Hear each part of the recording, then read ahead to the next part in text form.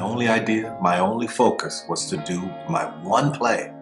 And I knew if I could get that to work, everything else would come to pass. There's so many people who go in so many directions.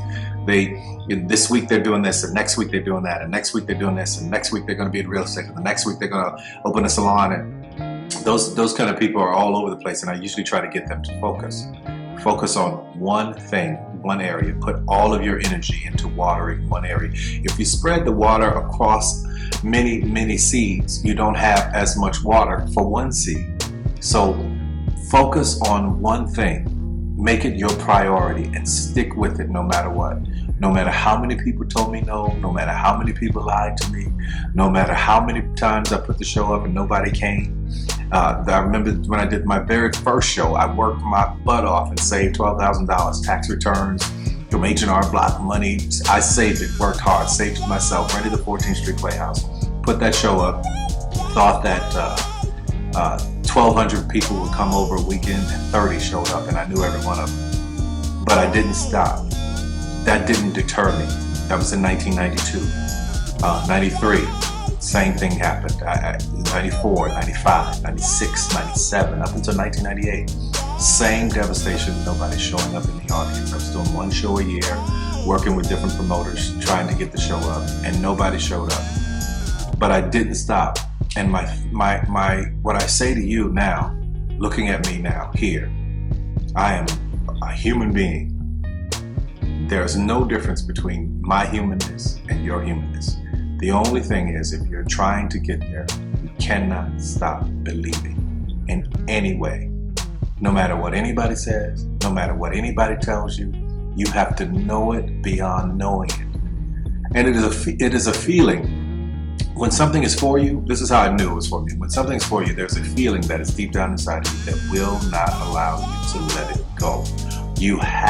It will keep you going when you can't even keep yourself going. That's why the mantra here at the Tyler Perry Studios is a place where even dreams believe.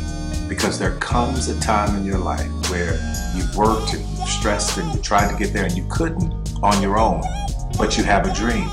And that dream has to take on the belief for you because you can't do it by yourself. So what I would tell you is this: don't stop. Narrow your focus to one idea, and make it work.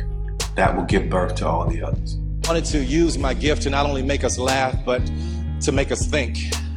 I wanted to use film to not only entertain, but to let us know we don't have to wait for somebody to greenlight our projects. We can create our own intersections.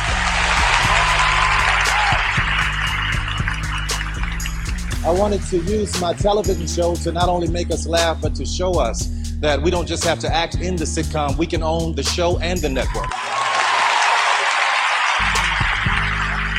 I wanted to use giving and philanthropy to show us, that we don't have to be at the end of the line waiting for a handout. We can be at the front giving the hand up. And I wanted to own a studio to show us that we don't have to wait for somebody to give us 40 acres and a mule. We can buy our own.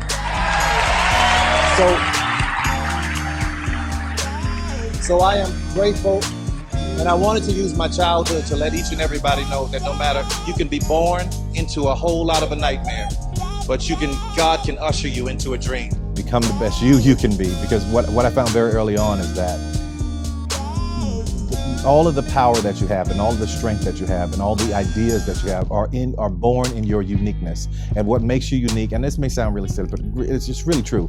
What makes you unique is what makes you special. And if you spend your whole life trying to conform, trying to be whatever somebody else thinks you should be, or fit into a mold or fit into a system, and you dull down your specialness, then you're dulling down all of your ability to change the world. So I think that it's very, very important that people have an opportunity to be the best of themselves that they can be.